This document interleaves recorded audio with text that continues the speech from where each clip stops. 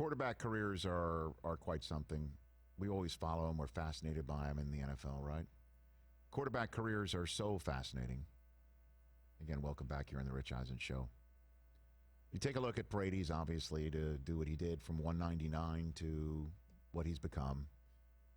My buddy Kurt Warner, right? His journey has been remarkable. Making a movie about it. Of course, right. What about the career of Nick Foles? Let's just spend a little time here. Nick Foles from Austin, Texas, plays at the same high school as Drew Brees. Yep. Right? Goes to Michigan State, where Kirk Cousins is there, right? Winds up transferring to Arizona State. Okay. Arizona. Arizona. Winds up transferring to Arizona. Becomes a third-round draft choice of the Philadelphia Eagles. And winds up with a year that Chip Kelly at the controls. Dynamite year. Tremendous year. Didn't he throw 8 touchdowns in a game once? You got the I'm just going off the dome right here because his name just popped up. Yep.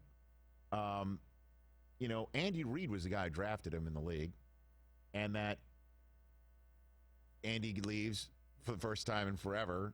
Is a new coach. It's Chip Kelly. He threw 7 touchdowns. He had a dynamite year one year, another year not so much. Yeah. And then the Eagles trade Foles for a 4th-round pick in the 2015 draft and a 2016 second-round pick to the Rams for Sam Bradford.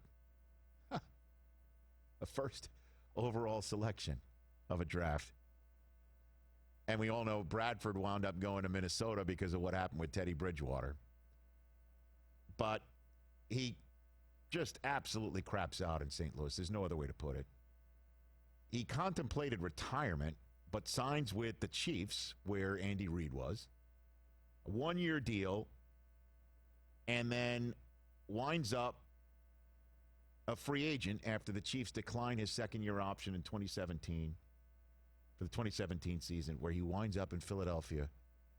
And when Carson Wentz goes down in an MVP season, strolls out there, and the Eagles fans are thinking probably the same thing that Patriots fans were thinking when Brady trotted on the field for Drew Bledsoe.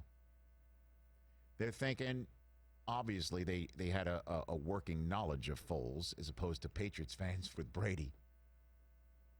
But the reason why I'm saying it's similar, there's no way this guy, when he's trotting on the field for our star quarterback, no way this guy is going to win a Super Bowl and be the MVP of that Super Bowl this year. No chance.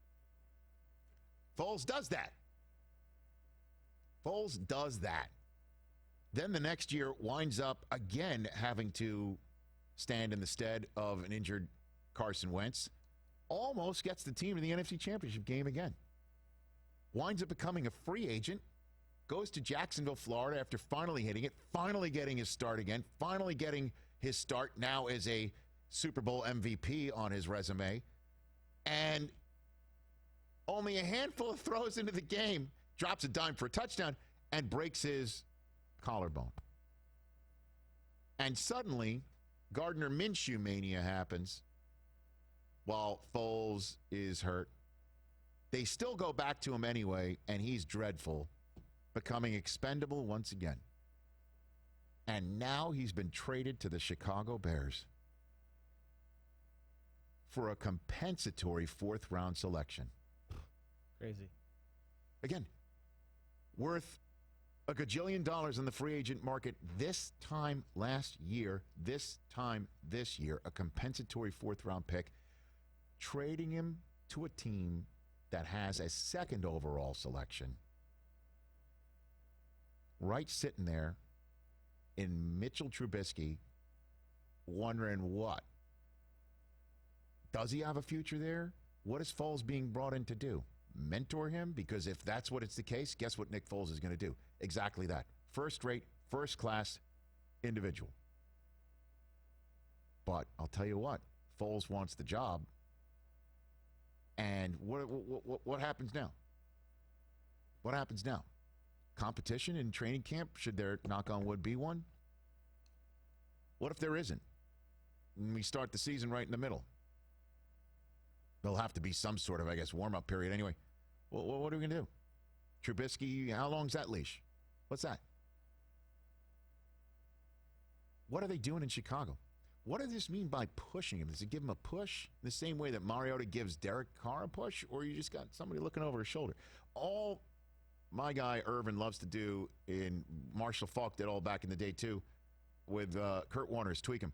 Every position in the NFL requires competition, needs competition, has to have competition.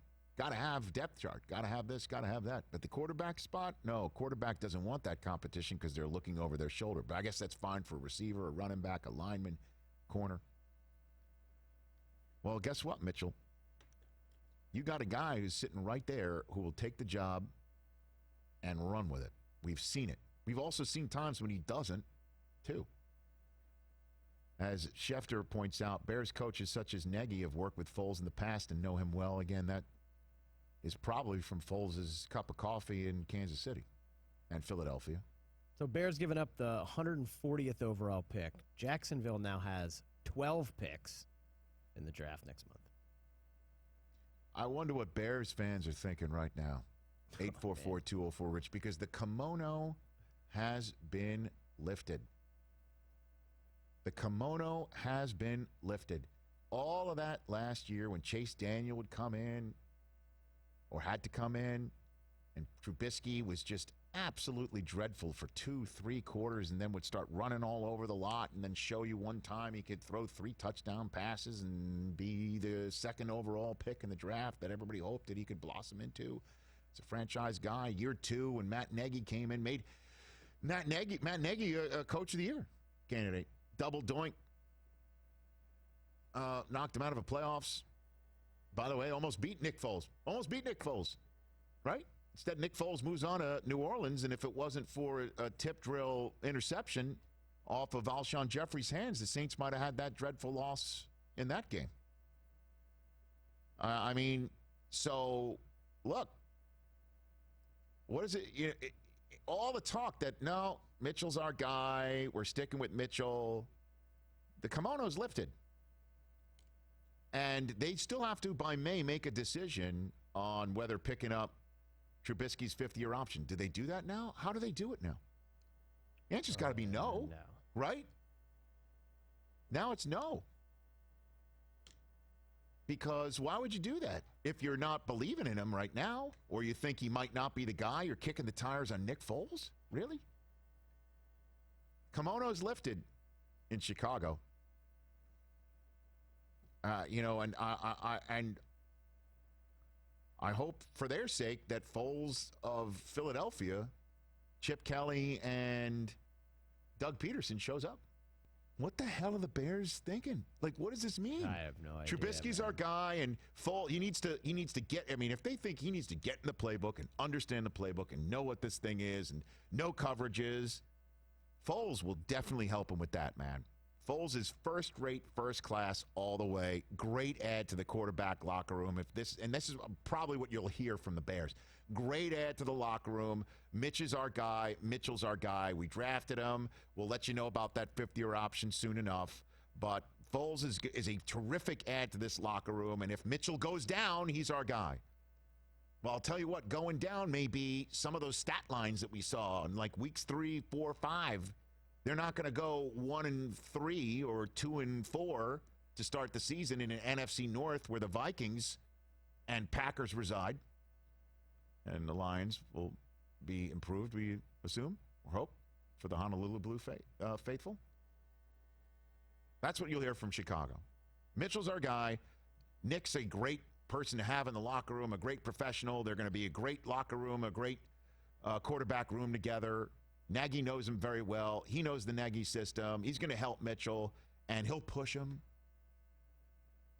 I think, out of the starter's role.